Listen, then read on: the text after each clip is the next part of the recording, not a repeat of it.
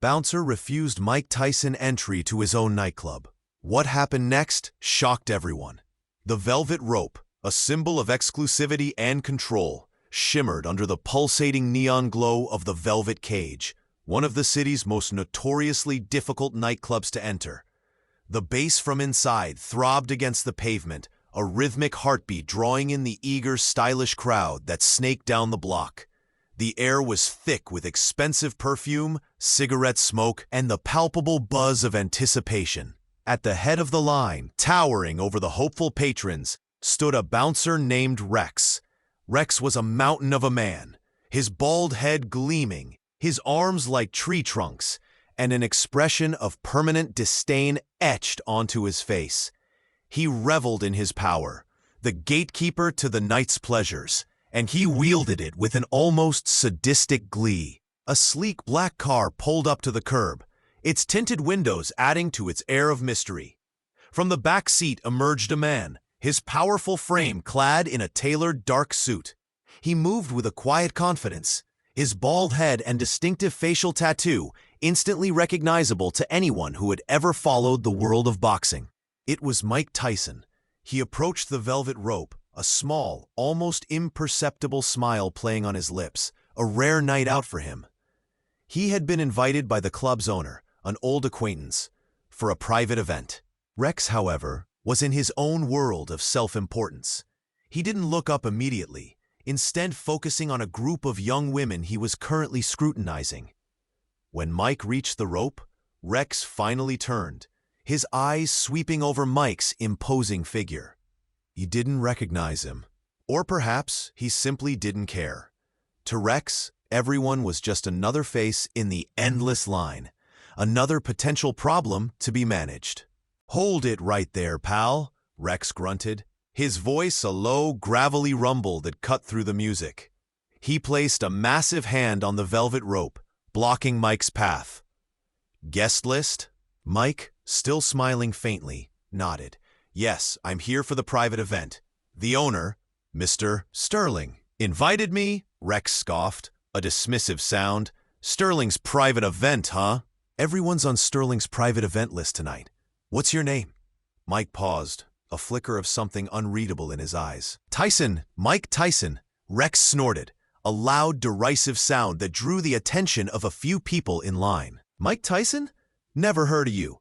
Look, pal, I got a long line here. If you're not on the list, you're not getting in. Simple as that." He gestured impatiently with his head towards the end of the line. "Go to the back, or move along." The crowd in line, initially curious, now began to murmur. Some recognized Mike, their eyes widening in disbelief, but none dared to speak up, intimidated by Rex's imposing presence. Mike's smile faded, replaced by a look of quiet intensity. He didn't raise his voice, didn't argue.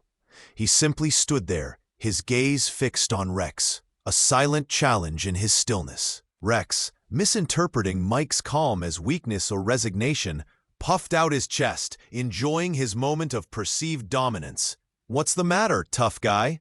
he sneered, his voice dripping with condescension. "Never been told no before?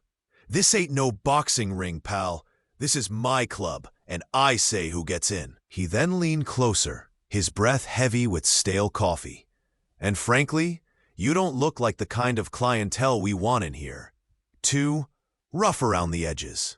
He gestured dismissively at Mike's suit, as if it were a cheap knockoff. The humiliation was palpable, a heavy cloak settling over Mike. The crowd watched, some with morbid fascination, others with a growing sense of unease. A young woman in a sequin dress, who had clearly recognized Mike, tried to discreetly catch Rex's attention, mouthing, "It's Mike Tyson." But Rex, blinded by his own arrogance, ignored her. "Look, pal," Rex continued, his voice rising slightly, "I'm not going to tell you again. Either get in line or clear out. You're holding up traffic." He then placed both massive hands on the velvet rope, his posture radiating an air of unshakable authority. "This rope is staying closed for you. Understand?" The bass from inside the club seemed to throb louder, a rhythmic pulse against the escalating tension. Mike remained silent, his gaze unwavering, but a muscle in his jaw twitched almost imperceptibly. He took a deep, slow breath, a silent effort to maintain his composure, to let the words wash over him. Rex, completely oblivious to the legendary figure standing before him, let out a short, derisive laugh. "What's the matter? Cat got your tongue? Or are you just not used to someone standing up to you?" He then leaned in, his voice a low, mocking whisper. "Maybe you should stick to fighting in the ring, where people actually care who you are." He then turned his back slightly, gesturing to another bouncer down the line, as if to dismiss Mike entirely. The crowd in line shifted uncomfortably, a few people exchanging nervous glances. They knew who this man was, the quiet figure at the rope. They knew his history, his reputation, and they knew that what they were witnessing was an unforgivable transgression. Yet he still hadn't reacted. This inaction, this terrifying stillness, only served to heighten the tension, making every second stretch into an eternity. And if you're wondering what kind of patience a legend possesses, or what happens when casual arrogance finally meets an immovable force, then you absolutely need to hit that subscribe button right now. Trust me, you won't want to miss the truth that's about to unfold, a truth that will make this bouncer regret every single word. This story is far from over, and the real consequences are about to be delivered. Just as Rex was about to turn away completely, dismissing Mike as a nuisance, a sleek black limousine pulled up to the curb directly behind Mike's car. The back door opened, and an impeccably dressed man, Mr. Sterling, the owner of the Velvet Cage, stepped out. Sterling was a man of refined tastes, but also a shrewd businessman who understood the value of a good reputation and the danger of a bad one.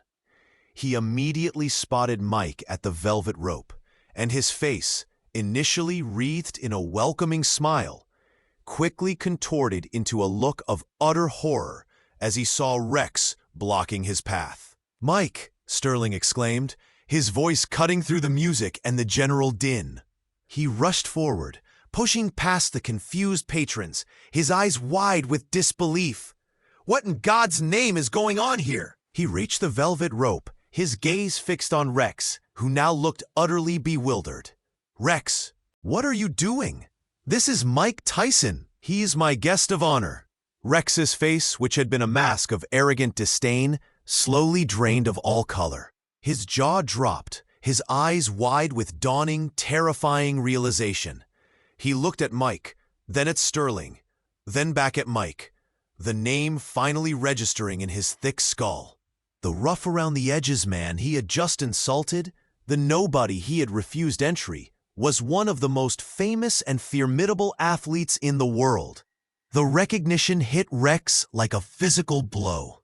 His massive hands, which had been so confidently gripping the velvet rope, now trembled uncontrollably. He tried to speak, but only a choked gurgle escaped his lips. Mike, who had remained silent throughout the entire exchange, simply watched Rex, his expression unreadable. He didn't speak, didn't make a threatening gesture, but the sheer, undeniable power emanating from him was palpable. Sterling, still fuming, turned to Rex. "You refused Mike Tyson entry? To my club? Are you out of your mind?" Rex stammered. I didn't know, Mr. Sterling." "He didn't say, I didn't recognize him," Sterling scoffed, a dismissive sound that echoed Rex's earlier arrogance. "You didn't recognize Mike Tyson? The man has one of the most recognizable faces on the planet. And even if you didn't, you don't treat any guest, especially one I invited, with such disrespect." He then turned to Mike, his face a mask of profound apology. "Mike, I am so incredibly sorry. This is completely unacceptable. Please, come in.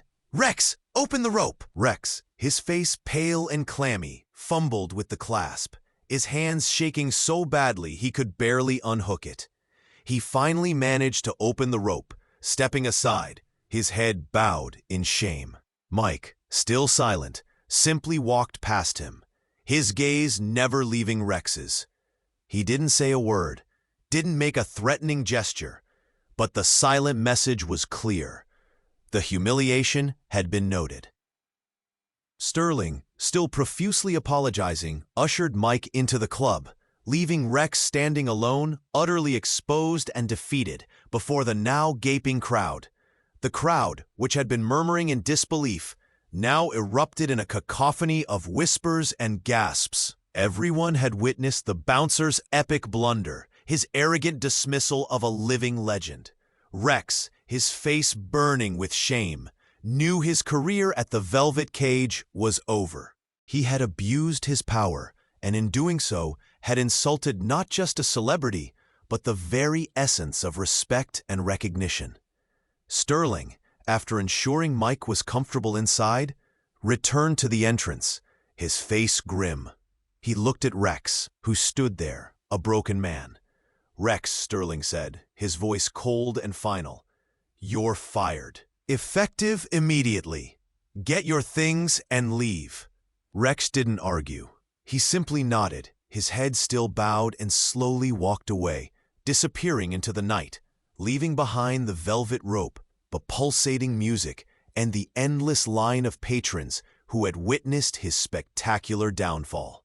Mike Tyson, inside the club, was greeted with cheers and applause, the true guest of honor, his quiet dignity restored.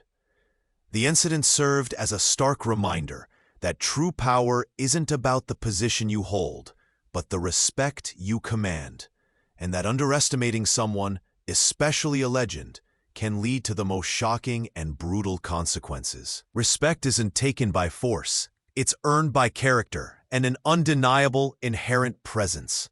Silent doesn't mean powerless. Sometimes the quietest person carries the greatest power, and the most profound lessons are taught not with words, but with the chilling truth of who you really are.